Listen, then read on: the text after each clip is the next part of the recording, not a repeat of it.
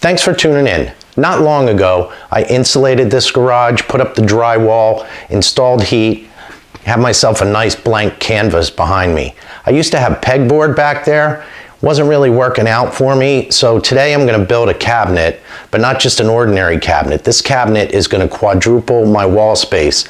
I'm going to have a lot more storage in the same footprint, because like most garages, I have giant doors, so there's not a lot of wall space here. I have to make the most out of everything I have so I can find what I'm looking for. I use SketchUp to make my plans. I'm going to start by breaking down the plywood, and then I can use the table saw to get to my finished cuts. Whenever I'm cross-cutting plywood, I like to use masking tape so it doesn't splinter as badly. And after I get my marks made, I'll take my shop-built track saw, set it down on the plywood. Makes it really easy to do nice straight cuts. I need 3 sections that are 3 feet high by 4 feet wide, so I'm going to cut those now.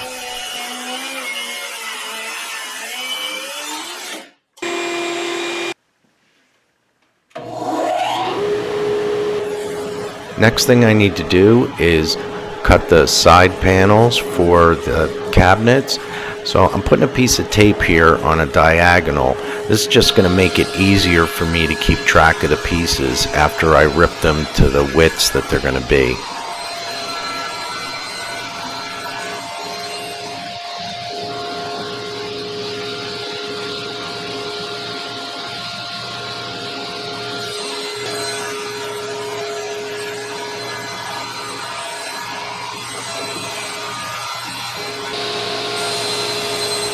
The back and center sections of the cabinets are 4 3/4 inch deep, so I'm going to make all the cuts for the sides and the tops at one time. That way I have one saw setting, and when I put the cabinet together, I'll be sure that everything's exactly the same width.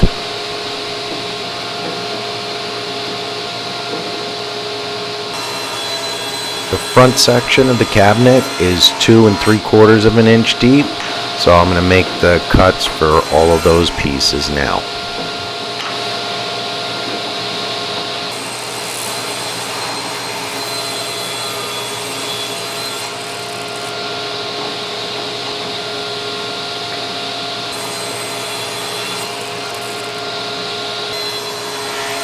And I'm also going to have shelving in the back section of the cabinet. They're going to be 4 inches deep. Here you can see how handy that masking tape is when you need to line the pieces up to keep track of the grain so everything lines up.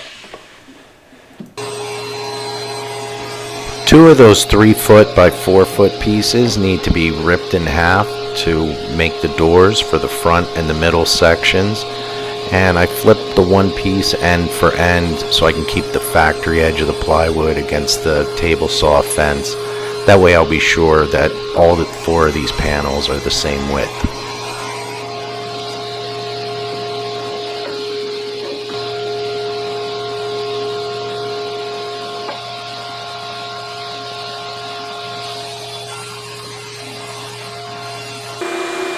I'm putting an 1/8 inch round over on the shelves and the center sections of the doors.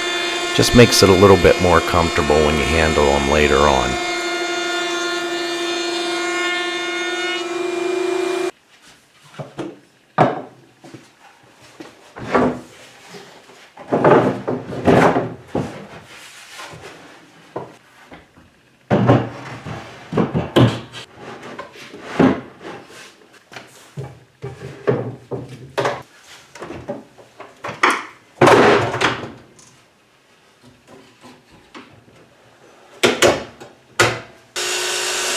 Now I'm just going to take all those side pieces for the cabinet that I already ripped to width and cut them to length.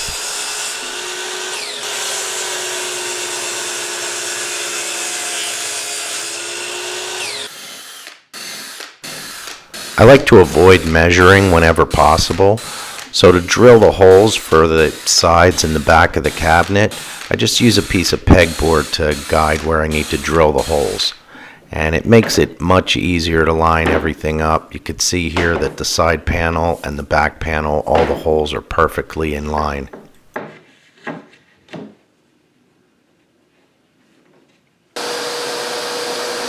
To make things go a little bit quicker when I'm ready to glue everything up, I pre-drill all the side pieces with holes. That way I know where I want to put the screws, and it just saves time when I'm in the middle of a glue up.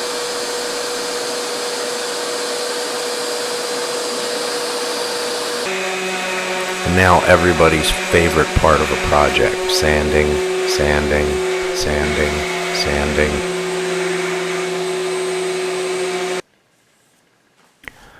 I'm using water-based polyurethane for the cabinet. It dries really quickly. It only takes about an hour in between coats to dry, so you can get everything done pretty much in one day. Another thing that's going to help me out is I'm using these stackers from Saker. These things are great. It allows you to put many pieces in one place. You can just keep stacking them up like this, one on top of the other, as you put your polyurethane on, or if you're painting, and you could just keep adding layers and put more pieces on, so you could save a lot of space, especially in a small shop.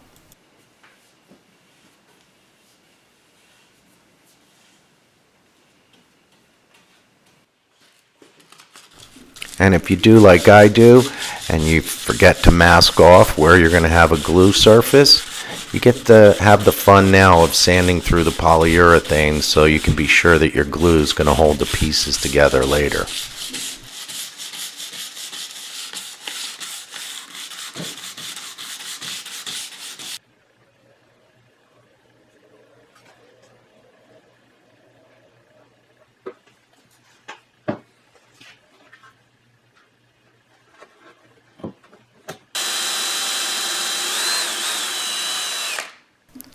Even though I pre-drilled pilot holes in the side panels, it's still a good idea to drill into the edge of the plywood, so that way when you put your screws in, it's not going to split the plywood.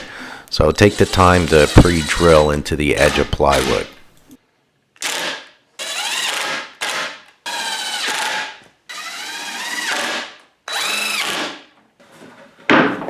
To put the center section together, I made little spacer blocks to hold the panel 2 inches off the workbench. That way I can get the spacing right. I don't have to worry about any kind of crazy clamping contraptions.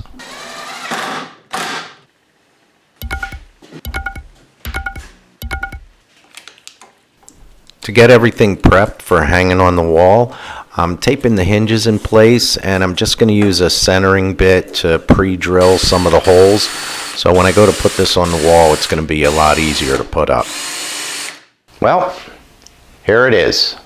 I know you're not as happy about it as I am, but this thing is awesome. I got storage here and here, here and here.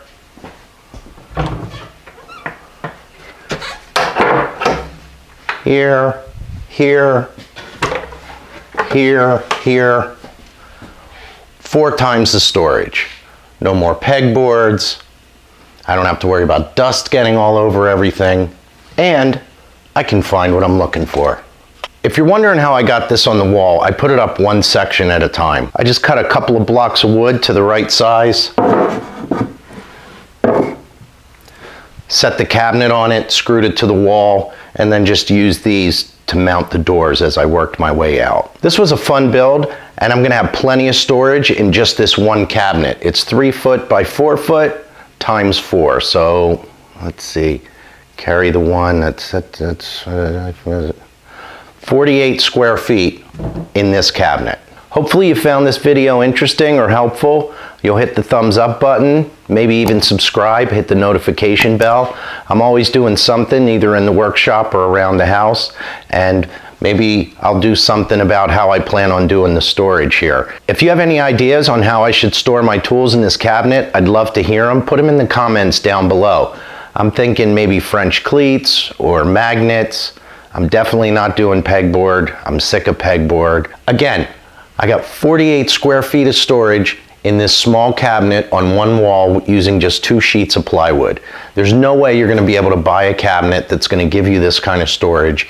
If you want something like this, you're going to have to build it yourself. If you want the plans for this, I'll have the cut list and a diagram showing what it looks like, a little close up for you on my website. Just go to housedrray.com/plans and the plans will be available right there on my website. Thanks for watching.